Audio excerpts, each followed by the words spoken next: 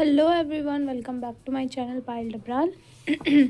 Now we are solving question number 5th. A part हमें function define कर रखा है, ठीक है, जिसकी वन वैल्यू है एट दी आर्ग्यूमेंट 0 0 0 0 1 0 0 1 1 1 0 0।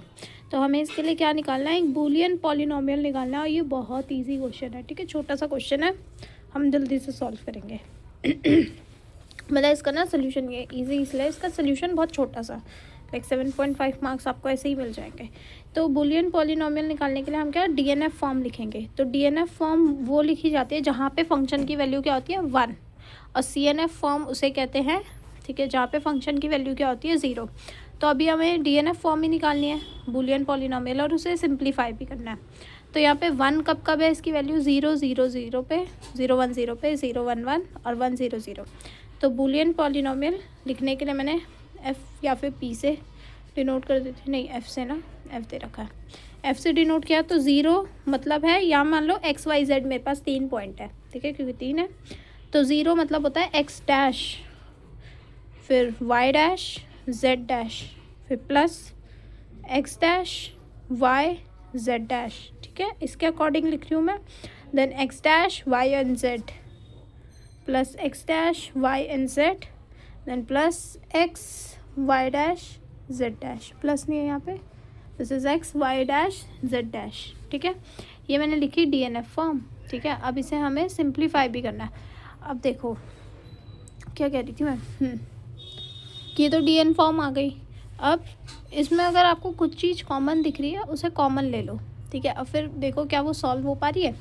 तो मैंने देखा x dash y dash Z dash, ठीक है, इसके साथ ये कॉमन, इसमें से ये और ये साथ में जुड़ सकते हैं, ठीक है, कॉमन के लिए। एंड यहाँ पे कुछ जुड़ सकता है क्या?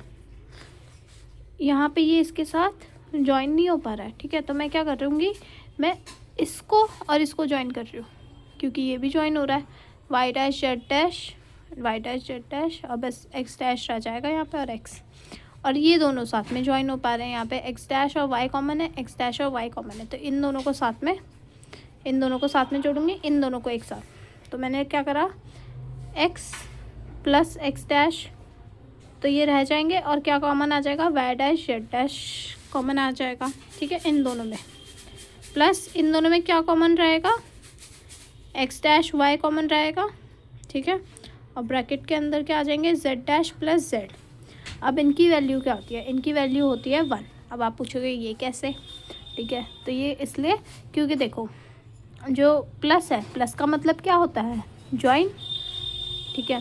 तो ज्वाइन है, और ज्वाइन को अगर हम सेट्स के फॉर्म में देखें तो सेट्स के फॉर्म में इसका मतलब होता है यूनियन, ठीक है। तो मतलब किसी एक्स का union with its complement, x है उसका यूनियन ले रही हूँ मैं उसके कॉम्प्लीमेंट के साथ। तो क्या मेरे पास पूरा सेट यू नहीं आ जाएगा, पूरा का पूरा यू, क्योंकि मैंने कॉम्प्लीमेंट भी इंक्लूड कर दिया और वो एक्स भी इंक्लूड कर दिया, ठीक है।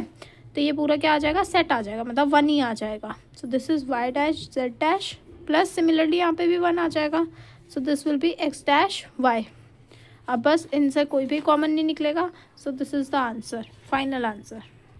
एंड ये सही में इतना छोटा है, आप थोड़ा अच्छे से लिखते हैं ना, ठीक है, बड़ा बड़ा बता के, बस बाकी ये इतना ही सॉल्व होगा, और इसका आंसर फाइनल यही है। ये इसकी डीएनएफ फॉर्म थी, ठीक है, function, and this is the form. और इसको ना फाइनल आंसर में अच्छे से लिखना है मीट और जॉइन के फॉर्म में, ठीक है, मीट एंड जॉइन में ही आंसर लिखना है हमेशा। Y dash meet z dash, plus मतलब होता है join x dash meet y, this is the answer and this is the function we required, ठीक है। आई होप सो आपको समझ आया हो। मिलते हैं नेक्स्ट वीडियो में।